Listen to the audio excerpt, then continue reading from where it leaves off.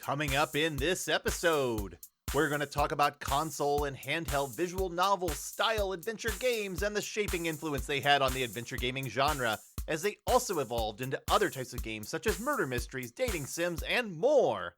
I'm Sean Jordan, and I am your great game guide. Get ready for a survey of many of the great adventure games you may have played, may have heard of, or may have missed.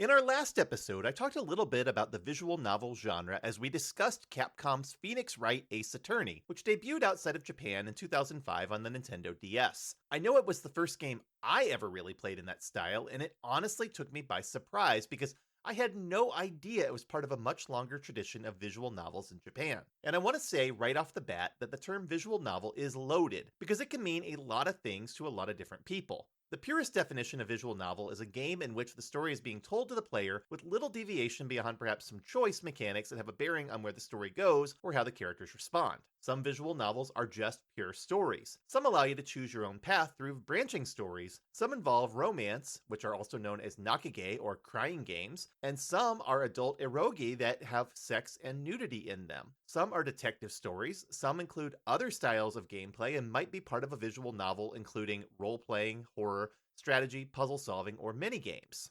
An academic article from 2021 titled What is a Visual Novel by Jane Lynn Camongue, Ellen Karstendotter, and Edward F. Meltzer examined 30 different definitions and 54 visual novels and attempted to craft a unified definition, and here it is. A visual novel, VN, is a digital narrative focused game that requires interactions where the player must be able to impact the story world or the story's progression. The story and interactions are most commonly presented through a text box and often employ additional forms of interaction including menu choices, which often contain sets of actions that the player character can perform, or dialogue options representing the player character's speech or thoughts. Crucially, VNs have on-click progression where the player clicks, taps, or presses a button to see the next part of the story. The aesthetics of VNs are most often conveyed through static images of characters, background art, sound effects, SFX feedback, and soundtracks. Whew. That is a mouthful. So for our purposes, we're going to look at visual novels in three particular styles: storyline adventures, detective adventures, and dating simulators. And if a game or series hasn't received a major release outside of Japan, I'm not going to provide much detail beyond a quick name check. There's another problem too. I can't really tell you what the first visual novel is. Some of the earliest proto-visual novels include Enix's 1987 science fiction game Jesus, Hideo Kojima's 1988 game Snatcher, and System Socom's 1988 game Dome, which was part of its Novelware series. What most people seem to agree established the format more or less the way we see it today is Chunsoft's sound novel series, which began in 1992 with studio founder Koichi Nakamura's Odogariso. Chunsoft, if you're not aware, has long been the co-developer of the Dragon Quest games along with Enix, so this completely tracks. Chunsoft's 1994 murder mystery game Banshee's Last Cry and 1998 Day in the Life of 8 Characters game Machi followed in the same vein. But remember how I mentioned before that many Japanese publishers tended to make adult-oriented eroge adventure games? Well, another studio named Leaf formed in 1995 and created a 4-part Leaf visual novel series starting in 1996 that included Shizuku, Kizuato, Two Heart, and the later Roots. Each of these was definitely geared towards a mature audience, and Kizuato in particular is shockingly dark and violent. Two Heart became the foundation for a popular series that spun off into anime, manga, and audio dramas. Also in 1996, a studio called Elf, best known for eroge adventure games like the Dragon Knight series and the Dokusei dating sims, released a landmark science fiction visual novel called You Know, A Girl Who Chants Love at the Bound of This World, that apparently featured such a compelling story that it was ported to the Saturn and Windows without the sex. I'm gonna admit I have not played it myself, but it was localized by Spike Chunsoft in 2019 for Windows and modern consoles, and it's also been adapted as a manga and anime OVA.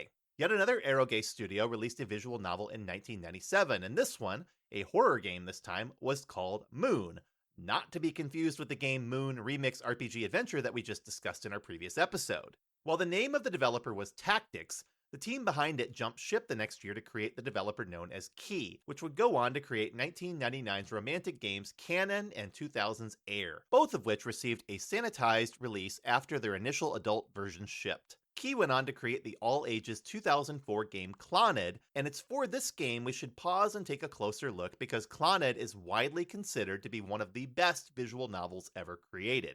The word Clannad is derived from the name of an Irish band that performed as a family known as the Clan of Dor, or Clannad for short, which caused the game's writer to think that the word meant family, and family is a major theme in the game's story. The game tells the story of a high school student named Tomoya Okazaki who begins the game in a toxic relationship with his abusive father following the passing of his mother. He meets a sickly girl named Nagisa Furukawa who is quite socially awkward and who is trying to restart the school's drama club. Tomoya helps her and meets 4 other girls who star in the game. This is the meat of the gameplay, where you can pick different paths and explore the first half of the game, the school arc, a fairly well-written social sim with some good character stories. If you enjoyed the social links in the Persona games, you'll enjoy Clannad's first half. One of the main objectives involves collecting items called Orbs of Light, and as you do so, you can unlock the second part of the game, the After Story. And here's the twist. The game shifts into the future where Tomoya and Nagisa are married, and what occurs in that future is one of the most emotionally affecting stories you'll ever experience in a video game. Beyond the events that occur, you keep seeing glimpses of this place called the Illusory World, a realm Tomoya sees in visions that is inhabited by a lone girl and where he is a wandering spirit. This world has a spiritual and psychological connection to his story in the real world, and in order to see the game's true ending, Tomoya has to come to understand its significance and collect the remaining Orbs of Light. Clannad is a very long game, easily 40 to 50 hours due to the need to complete every facet of the school arc, and then made longer by the need to replay the after story to achieve the true ending. If you don't want to bother with this sort of commitment, there's an anime series from 2007 to 2009 that covers both arcs over 47 episodes and 2 OVAs. It's well regarded and worth watching even if you like the game, though some folks really seem to hate the particularly large and widely spaced eyes Nagisa and the other female characters have. This is a hallmark of the Key games. Key went on to create a long series of visual novels after Clannad, and their most recent one, the all-ages adventure Anemoi, actually comes out this month in Japan and centers around a man and his sister returning to their childhood home in rural Japan for the reopening of a time capsule buried 10 years ago. Another studio known for visual novels was Kid, a video game developer that made a lot of action console games in the 1990s, including the cult classic Pepsi Man, before creating 2 very popular visual novel series that are known as the Memories Off series, which first launched in 1999 and is still going strong today with over a dozen sequels, prequels, and spin-offs, and the Infinity series, which started in 2000 with Never 7, The End of Infinity, and continued on into games including Ever 17, The Out of Infinity, Remember 11, The Age of Infinity, and the spin-off 12 Riven, The Side Criminal of Integral, and the reboot Code 18. Though these games are all science fiction titles, Ever 17, Remember 11, and Never 7 also have a thematic tie-in to the Zero Escape series by establishing the premise of trying to escape from enclosed places. This is not an accident. They share a writer, the incredible Kotaro Uchikoshi. But let's now turn to another visual novel series that can probably rival any of these games for popularity, and that's the Science Adventure series, which began with the 2008 game Chaos Head, and then was followed up by Steins Gate in 2009. There are currently 6 main chapters in this series, and each of them is comprised of 2 words with a semicolon in between: Robotics Notes, Chaos Child, Occultic 9, and Anonymous Code. There's also a new Steins Gate sequel on the way with a name that I guess is going to be Steins 3 question marks, which only a Japanese visual novel studio would think is a good name for a game. The Science Adventure series is primarily developed by a studio called Mages and directed by Chiyomaru Shikura, who has also written the theme music and credit songs for the games. Suffice it to say, he takes these games very seriously, and the mythology and lore that extend from them is pretty sprawling and way too complex to summarize here. In the first game, Chaos Head, you play as a character in the Shibuya district in Tokyo who seems to be having a psychotic break seeing things that aren't there. As you might expect, the story gets a lot crazier from that premise, and I don't even want to try to explain what happens. Just play it and find out. Steins Gate is the sequel, and while it takes place a year later in Akihabara, it's a game about time travel, and it's by far the most popular entry in the series, with several spin-offs, a prequel and a sequel, and even a Famicom-style retelling. Steins Gate is a great entry point to the series, and if you want to see if you'll be up for the rest, it's well worth your time. There's also an anime adaptation if you prefer to watch it, and you won't be disappointed if you do. Over 24 episodes, it arguably tells the story better than the game and is widely considered one of the best anime series ever made, shifting gears about halfway through from really good to amazingly great. There are a lot of other visual novels out there, more than I would ever care to describe. But don't worry, we're not done yet. In fact, we're just getting started as we now delve into a subgenre of the visual novel, detective adventure games. Detective adventure games have long been a staple of the Japanese form of the adventure game genre, and whether you're talking about Nintendo's Famicom Detective Club, Riverhillsoft's JB Harold Murder Club, Data East, Workjam, or Arc System Works' lengthy Jake Hunter series, you'll find pretty much all of these games owe their style to one game in particular, Yuji Horí's 1983 game, The Portopia Serial Murder Case, which, as I've already mentioned, went on to not just establish the Japanese adventure game format, but also the basic mechanics of the JRPG. Unfortunately, most of these games never made it outside of Japan, and while Riverhillsoft did port the first Murder Club to the DOS PC and the TurboGrafx CD in two very different versions in 1989 and 1990, that series has also largely remained in Japan aside from a couple of super obscure ports for the Laseractive format, both of which are essentially just FMV mysteries. So let's jump forward to the 2000s because this is the first time in which most American and European gamers got much of a chance to play the detective style of Japanese adventure games. We covered the Ace Attorney series in our last episode, and Phoenix Wright and his friends helped pave the way for even more mystery-style visual novels on the Nintendo DS, as well as the PSP, 3DS, and Vita down the road. But there was another Nintendo DS game that came out in 2005 that offered a mystery to solve in visual novel style with some point-and-click adventure game puzzles thrown in. Sing's Trace Memory, also known in Europe as Another Code, Two Memories. The premise of the game is that you're a teenage orphan named Ashley Robbins who's been raised by her aunt in suburban Seattle. But Ashley starts having nightmares about a traumatic murder and then receives a package from her father in advance of her 14th birthday. Inside is a device and a message telling her to come to Blood Edward Island. Ashley and her aunt travel there, and Ashley meets a ghost boy named Dee who's trying to understand why he's dead. The two begin exploring the Edward family mansion and learn the truth of Ashley's memories as well as her family's connection to the Edward family, and more about Dee's mysterious past. There's a lot to uncover, including a device that creates fake memories, hence the name of the game. And there's also a sequel on the Wii that was only released in Japan and Europe called Another Code R, A Journey into Lost Memories, which continues the story. And fortunately, both games received a 2024 remake on the Nintendo Switch released worldwide called Another Code Recollection, though there are quite a number of changes from the original games. Sing also released 3 Nintendo DS games that offered an interesting conceit: hold the system sideways like a book. The first of these was 2007's Hotel Dusk Room 215, a detective story where former cop and current traveling salesman Kyle Hyde is stuck with several other people in a hotel out in the middle of nowhere and winds up investigating the staff and the other guests to solve the mystery of the room 215. Once again, there are a few puzzles present, but the game's mostly about following a fairly linear storyline where you mostly have to be careful not to antagonize the guests and earn a game over screen for making poor choices. In 2010, Sing released a sequel called Last Window: The Secret of Cape West in Japan and Europe, with a more dynamic storyline but otherwise following a similar structure. And Sing also released a 2009 game in the same vein called Again in both Japan and North America, this time starring an FBI agent named Jonathan Weaver, or just Jay, who can use psychic powers to see scenes from the past. Unlike the other two games, which have a distinctive sketchy art style, Again uses digital scans of actors and looks more like a police procedural show. It's not as awful as reviews of the era might lead you to believe, but it's certainly not great. 3 other handheld games in a similar vein are B-Works' 2006 release Touch Detective, also known as Mystery Detective in Europe, Capcom's 2010 game Ghost Trick Phantom Detective, and the indie game Corpse Party, which first appeared on the PC-88 in 1996 as an RPG Maker game, and eventually was ported to the PSP, 3DS, mobile devices, and modern consoles in the 2010s by Team Grigri and the developer now known as Mages.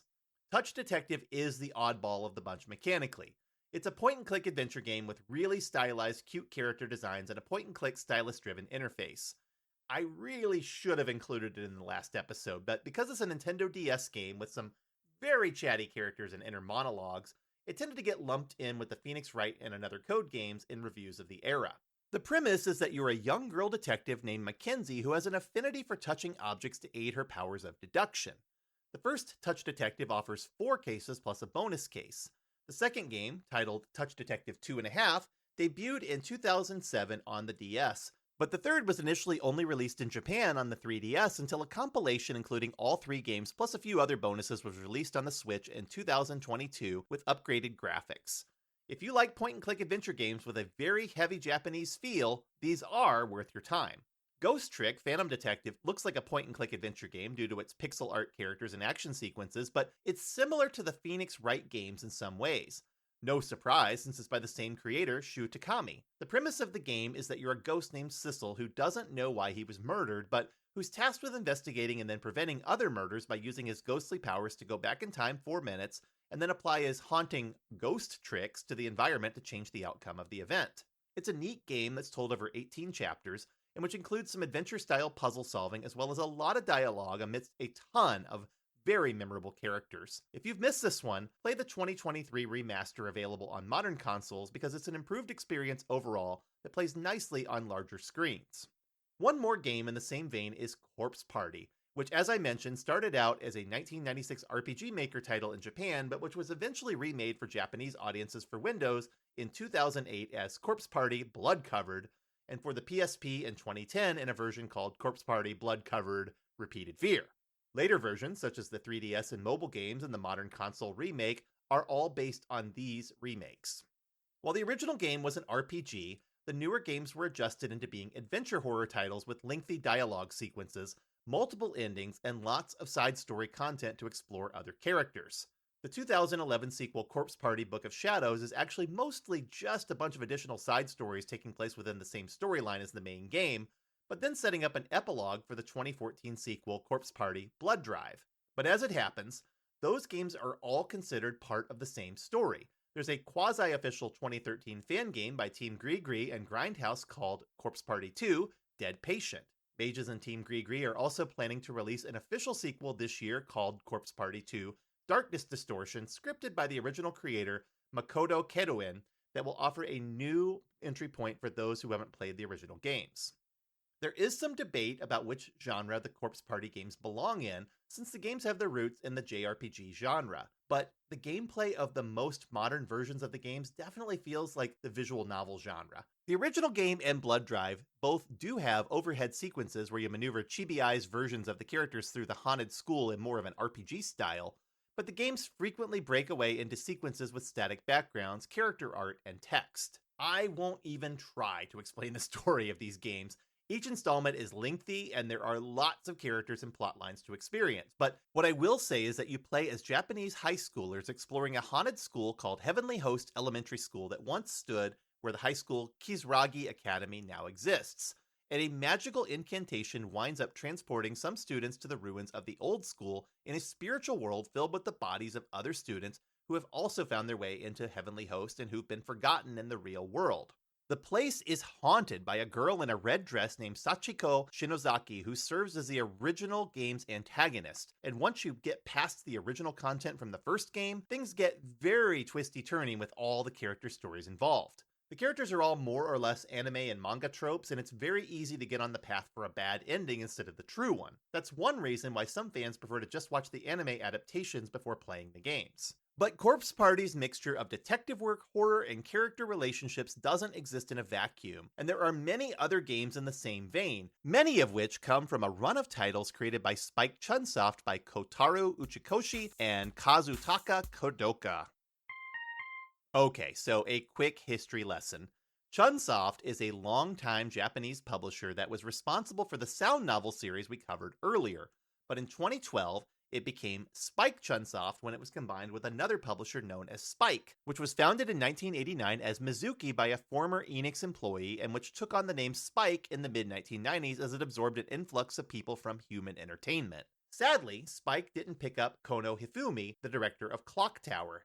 He went on to a company called Nude Maker to make, you guessed it, the Xbox mech simulator with a $200 controller Steel Battalion. His colleague, Goichi Suda, also known as Suda51, went on to form Grasshopper Manufacture, and some of the other team members went to Sandlot to start creating niche titles like Robotic Alchemic Drive and Earth Defense Force.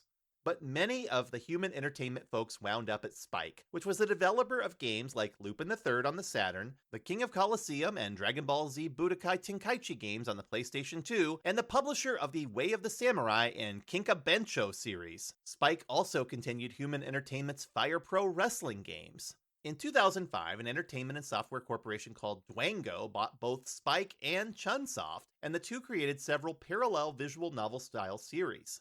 Chunsoft's creator, Koichi Nakamura, produced a complex live-action FMV visual novel called 428 Shibuya Scramble, which was a spiritual successor to their previous sound novel game Machi, a 1998 non-linear visual novel on the Saturn in Japan that was notable for its large city to explore and 8 different characters simultaneously experiencing 5 days of their lives, all depicted with live-action photographs. 428 Shibuya Scramble takes place over a 10-hour period told over 1-hour segments and features 5 main characters trying to solve a mystery, though each has a different approach and tone to their story. Even wilder, there are reportedly 87 different possible endings from over 100 different story paths, which means that this game has loads of replay value. And since it features photography rather than anime characters, it feels more like an interactive TV show, though most of the scenes are stills, not videos. The game also included a bonus scenario about a character named Kanan that was unlocked by achieving the true ending, authored by Type Moon's Kinoku Nasu with character designs by Takashi Takuchi. The Kanan story shifts into a more conventional anime look and even spawned an anime television sequel series. And the live-action director Jiro Ishii went on to Level 5, the makers of the Professor Layton series, to produce a Japan-only 2012 game called Time Travelers for the 3DS, PSP, and PlayStation Vita, featuring 3D anime-style character FMV sequences that fit into a massive flowchart of choices dictating how the game unfolds. In 2009, Chunsoft's writer Kotaro Uchikoshi launched another series that became a really big deal on handheld platforms, 999, 9 hours, 9 persons, 9 doors.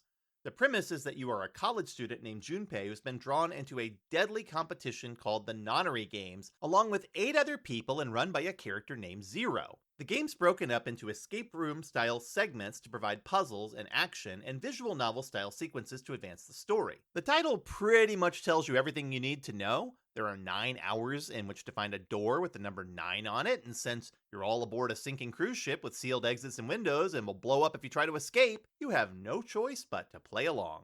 I will not attempt to explain the plot, as it's not only quite serious and complex, but also far more fun to experience in the game itself. But I'll mention that the game has 2 sequels, 2012's Zero Escape Virtue's Last Reward and 2016's Zero Time Dilemma, which is actually more of an interactive movie than a visual novel, and draws some clear inspirations from Time Travelers. All 3 received amazingly high reviews from many publications and are considered some of the best games of the 21st century. If you haven't played them, you absolutely must. Another popular visual novel series that debuted along the Zero Escape games began in 2010 with Spike's Danganronpa Trigger Happy Havoc, written by Kazutaka Kodaka, who'd previously worked on Clock Tower 3, the Jake Hunter games, and a video game adaptation for the Detective Conan manga series.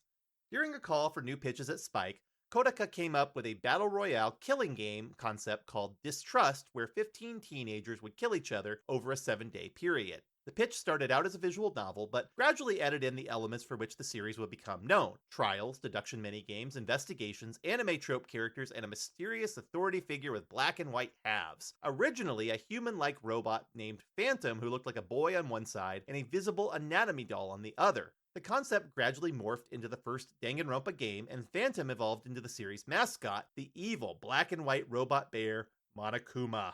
I remember playing the original Danganronpa game on the PS Vita in 2014 and first wondering if it was a Persona 4 knockoff with some Phoenix Wright trial elements because, at least superficially, it felt like a weird fusion of those 2 games combined with some ideas from the Japanese film Battle Royale about high school students killing each other on a remote island.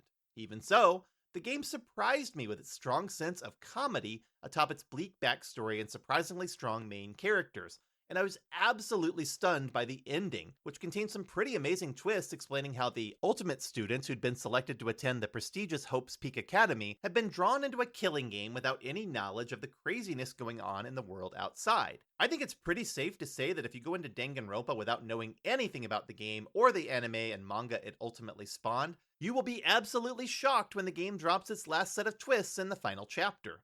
The same is true for the first sequel, and one of the first titles for Spike Chunsoft once they merged together in 2012, Danganronpa 2 Goodbye Despair. The sequel has an entirely new cast of characters. Well, one of them looks familiar and certainly is a lot fatter than before, but keep playing. And it absolutely jerks you around with a new killing game set on an island resort and a sort of secondary antagonist named Nagito Komaeda, who is both supremely lucky and also completely nuts, often throwing a wrench into the gears of any attempt to make progress in the game.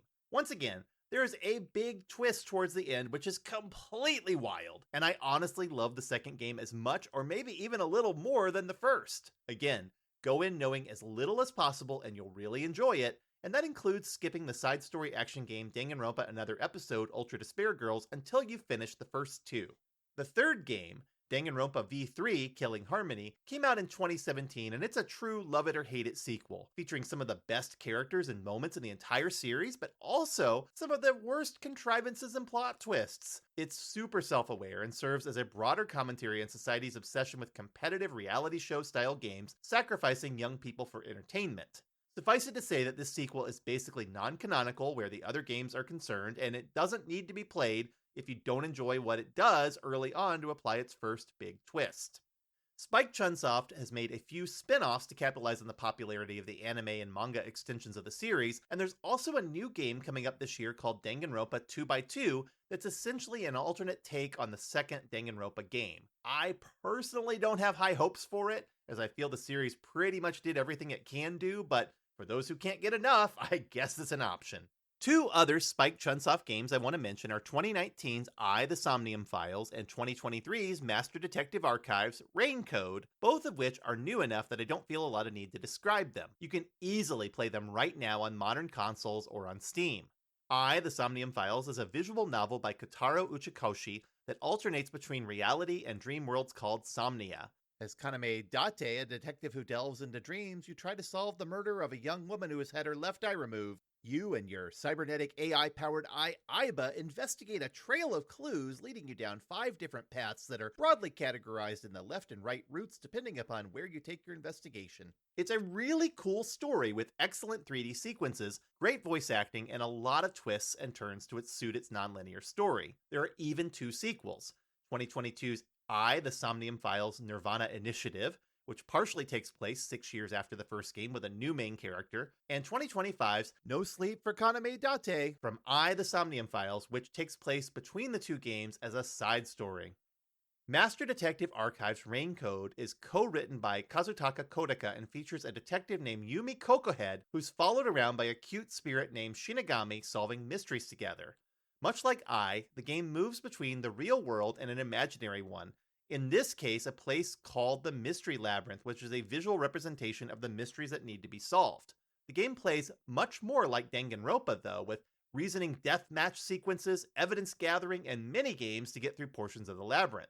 Though it has some of the same psychopop, neon-infused look and chaotic energy of the Danganronpa series, Rain Code has 3D models and much more exciting animations. Yuma Kokohead has a piece of hair sticking up in the form of a question mark on his head, and Shinigami transforms Sailor Moon style into a scantily clad goth girl in the Mystery Labyrinth. It's an enormous game with dozens of hours of mysteries and a great blend of humor and drama. By the way, Rain Code was developed by Tokyu Games, which in Japan means 2 crazy games, and it was formed by Kazutaka Kodaka, Kotaro Uchikoshi, and the Danganronpa composer Masafumi Takada and character artist Rui Komatsuzaki. And they've since released another game in the same vein in 2025 called The 100 Line Last Defense Academy that has 100 different endings, a school setting full of over-the-top characters, and a squishy, sarcastic robot mascot character named Shirei. If that sounds like a wonderful fusion of 428 Shibuya Scramble and Danganronpa, along with some tactical RPG combat to boot, then yep, you're more or less on the money in thinking the game was co-developed by Kazutaka Kodaka and Kotaro Uchikoshi, with art by Rui Komatsuzaki and music by Masafumi Takada. So it's pretty much guaranteed if you enjoy any of the Spike Chunsoft games we've just discussed, you'll love this one too. I want to cover one more topic, and I'm going to keep it brief because I have really very little experience with this subgenre of the visual novel, dating sims. But they're an important style of game to discuss, and quite honestly, one of the most influential in their impact on other genres, from farming sims like Harvest Moon to tactical strategy games like Fire Emblem Three Houses to JRPGs like Persona 3, 4, and 5 to pretty much anything else involving romantic interactions with anime-style girls. Before we dive in, I'm only going to cover a few notable titles from the 1990s that helped to establish the genre. I am not going to spend a lot of time talking about eroge or hentai or NSFW games or anything else in that vein because it's far outside my interests, and I'm also not going to get too much into games from the 21st century. There are just too many. I also want to take a moment to differentiate between dating sims and another subgenre of the visual novel known as otome, which means a maiden game. Today, these two genres more or less look alike, and it's just a matter of selecting whether you want to play a game starring a boy or a girl who's interacting with other characters, and both have strong roots in the Bishoujo tradition in Japan of products made for girls. But dating sims have traditionally starred a male character in a harem anime sort of story where he has his pick of a variety of girls, while otome games typically starred a female protagonist in a romance story that's a bit more nuanced, in which may or may not involve a large number of suitors. Dating sims are generally meant to project the feelings of the female player on the girls being seduced. Otome games are meant to project the feelings of the female player on the protagonist as a self-insert and tend to go beyond mere seduction. Of course, there are a lot of men in Japan who also enjoy dating sims and otome games, and they've also been quite popular outside of Japan with players of all genders, and particularly the LGBTQ+ community. And many of these fans are additionally interested in niche genres like boys love, yuri, amore, josimuki, and galgay. So, let's start with dating sims, which are typically traced back to the 1991 game Princess Maker, which is actually not a dating sim at all, but a child-raising simulation in which you are responsible for making parental decisions for an orphan girl during her adolescence and teenage years with the intention of preparing her to become the princess of a fantasy kingdom. In the first game, the daughter's goal is to marry a prince, but the second game, released in 1993, includes the cringy element of being able to groom the daughter to become flawlessly perfect, avoid romance, and marry you, her adoptive father. Ew. This game was developed by Gainax, the folks who brought us Neon Genesis Evangelion and Furikuri, among many other games and anime series, and it spawned a series that's still producing games today. Princess Maker Children of Revelation is currently in early access on Steam and planned for release later this year. But even though Princess Maker is not a dating sim per se, it established the framework under which many of the dating sims that followed would operate. Your success with the various ladies in dating sims depends upon the actions you take, the gifts you give, and the stats you raise. As the player, your job is to maximize your chances for seduction by making the right moves to capture the heart of each girl you encounter, often amidst a time limit such as a schedule or set number of days. Some games allow you to go after multiple girls at once, and others prune your path more narrowly once you're in a committed relationship. The game that established many of these conventions is Elf Corporation's 1992 eroge visual novel Dokyusei, which means classmates, where you play as a male student on summer break wandering around different towns in Japan over a 22-day period, meeting 14 different girls and trying to win their affections while also competing with suitors. While the game initially included explicit scenes and dialogue, Elf eventually released all ages editions as well. And of course, there was not only a sequel released in 1995, but also an anime OVA series and a spin-off series called Kakusei, or Underclassmates. Another notable dating sim is Tokimeki Memorial, or Heartbeat Memorial, a 1994 game by Konami that was released as an all-ages title from the start and thus became very popular in Japan. The premise is that you're a first-year student at Kirameki High School looking for love, and you not only have to keep the various girls you encounter happy, but watch out for someone souring on you and gossiping to their friends via a mechanic known as the bomb feature. Interestingly, the scenario writer for the game was Koji Igarashi, who'd go on to work on the Castlevania series. While he got stuck working on a romance game, his girlfriend was working on Castlevania Rondo of Blood. He would sneak into her office and play that game while asking her for tips on the romance game he was making. The success of Tokimeki Memorial allowed Igarashi to name his next project, which was, of course, Castlevania Symphony of the Night. On the Tokimeki Memorial sequels, nor was he involved in the series' shift to Otome in 2002, when Konami released Tokimeki Memorial Girls' Side, a side story series popular enough to have had its most recent sequel released in 2021. But the entire otome genre owes its existence to the 1994 game Angelique, created by Keiko Irakawa, the wife of Yoichi Irakawa, with whom she'd co-founded the development studio Koei. That's right, yet another adventure gaming power couple! And Keiko Irakawa is essentially the Japanese Roberta Williams. Angelique was intentionally created to serve the market of female gamers, and to create it, Keiko Irakawa had built a team called Ruby Party, made entirely of female game developers. While Koei's Shibusawa Ko had to step in to help guide the inexperienced team on the first Angelique, Ruby Party soon became one of the main otome game development teams, and their strategy was pretty simple. Create fun games, and then create mixed media to go along with them, such as manga, drama CDs, and anime OVAs. Many other visual novel, dating sim, and otome developers followed that same playbook to broaden their appeal to women. And Ruby Party's neo-romance series of otome, dating sims, and role-playing games established a strong market for games targeted towards women in Japan. Sega, seeing the potential for a mixed media dating sim, began developing a concept first proposed by Oji Hiroi for a theater-based cross-genre game called Sakura Taisen, also known as Sakura Wars, featuring tactical role-playing, visual novel adventure sequences, and dating sim elements in a steampunk alternate history world. Sega wanted the game to be a big hit for the Saturn and commissioned the famous manga artist Kosuke Fukushima to design the characters and design the story like an anime television series, complete with an animated intro set to the rousing song Geki Tekoku Kakikaiden, which cheers on the game's Imperial Combat Review, a troupe of actors who also double as demon-fighting mecha pilots. Their best fighters are the Flower Division, made up of actresses with spiritual powers. As Imperial Navy Ensign Ichiro Ogami, you double as an usher and eventual manager of the theater, and you can also choose which of the girls you'd like to romance as a cataclysmic war with Satan himself gradually escalates in the background. Sega wanted Sakura Taisen to have a broader appeal than just the Bishoujo audience, and thus the game really plays up the action. The game was popular enough in Japan to spawn a long-running series and many tie-in media, and also to inspire other games fusing visual novel and dating sim elements with role-playing and strategy mechanics. Even so, Sega never saw a market for it outside of Japan until 2010, when they finally released the fifth game, 2005's Sakura Wars So Long My Love, in North America for the PlayStation 2 and also in Europe on the Wii. The sixth game, 2019's reboot simply titled Sakura Wars, got a global release, though it was reportedly not a huge seller.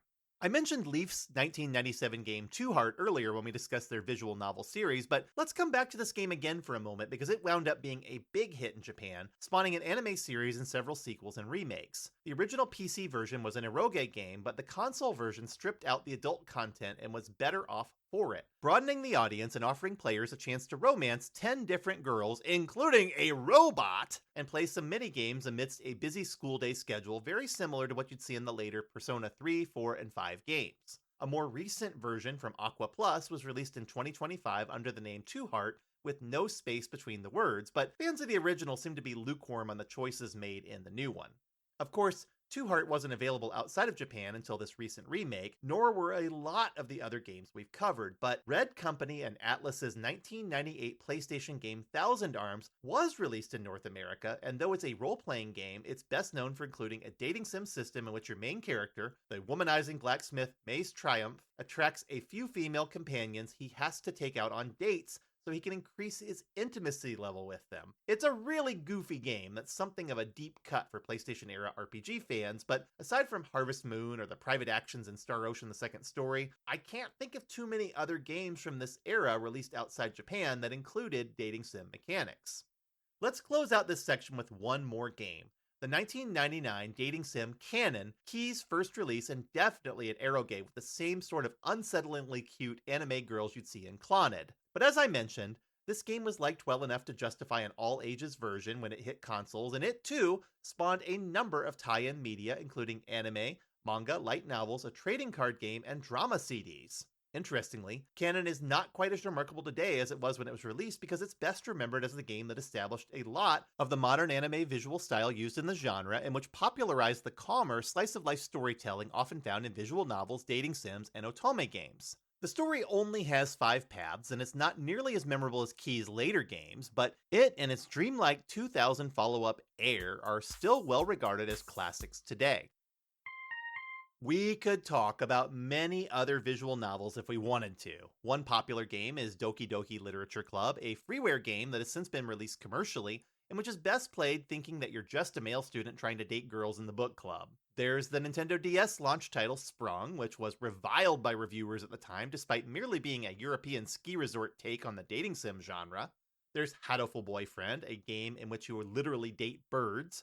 And there's Christine Love's visual novels Digital: A Love Story, Analog: A Hate Story, Don't Take It Personally, Babe, It Just Ain't Your Story, and My Twin Brother Made Me Cross-Dress as Him, and Now I Have to Deal with a Geeky Stalker and a Dom Beauty Who Want Me in a Bind, which is also known as Lady Killer in a Bind. And those are just a small sampling of the many contemporary visual novels out there, many of which are now being authored by developers outside of Japan. There's a particularly strong indie scene for LGBTQ plus visual novels and dating sims coming from all parts of the world with games like Butterfly Soup, and there are even parodic dating sims like Panzermodels, Tank Dating Simulator, the trolley dating sequence in The Trolley Solution, or the 2025 game Date Anything, which I'm told completely misunderstands the genre and is mostly popular among people who don't actually play dating sims. One of the reasons for the proliferation of visual novels is that there are easy tools available to make them. In the old days, RPG Maker could be forced into it via plugins, but there are now commercial-grade tools like Visual Novel Maker, Tyranno Builder, and RenPy with devoted communities and plenty of documentation to make it easy for anyone to make a visual novel and launch it on a modern marketplace. And while a lot of these games really aren't that remarkable, there are a surprising number that are completely free and high in quality. Now that we've non-exhaustively covered this frankly exhausting vast topic, I'm ready to move back to Western games and see how things evolved over the last 25 years as adventure gaming supposedly died and then came back to life. It turns out that the rumors of the genre's death were definitely exaggerated, but the last decade in particular has been an exciting time for the games to grow in commercial appeal.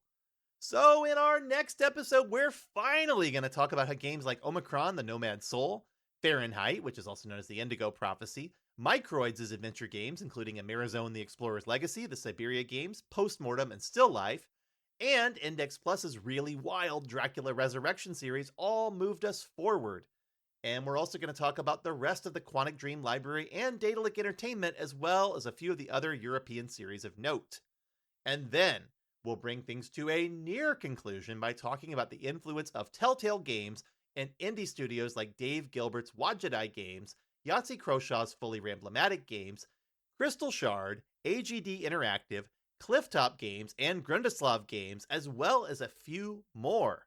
And when that's all said and done, we'll close things out with some perspective on why adventure games are still relevant today and why they've seen such a resurgence over the last decade.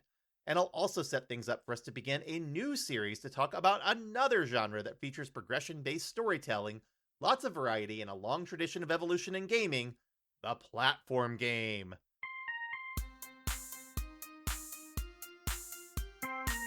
If you enjoy this show, you can read this series every week on my Substack at greatestgames.substack.com, where you'll also find brand new articles on other great games you've probably never played. And you're always welcome to talk with me on Bluesky. I'm Sean Jordan, I am your Great Game Guide, and I'll be back next week with more to explore.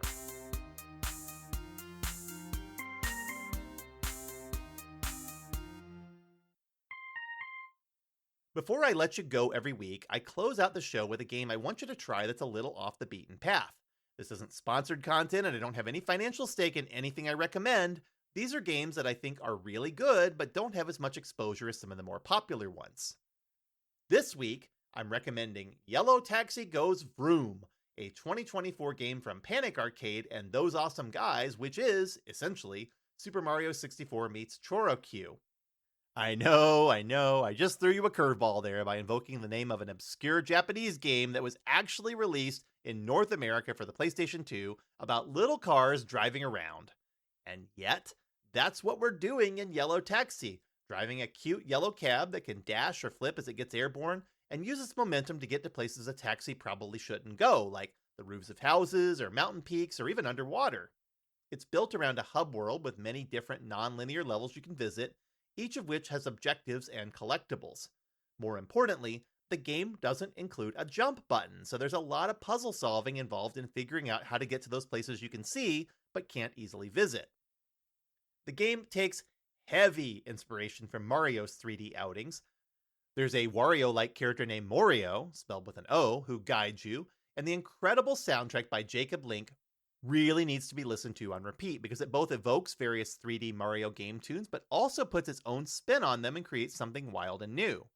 I think the fact that the game's designers are Italian and repurposing Mario for their own creation is also sort of cool. The game's normally $17 and easy to find it cheap though. It's $5.26 on Steam today, and I got it in a bundle on Fanatical for about 10% of that, along with some great other games. And you'll have a good time with it. I found myself playing it far longer than I thought I would, and its variety and what are they going to do next sensibility really make it fun to pick up and play when you need something sort of challenging but unimposing. Give it a shot.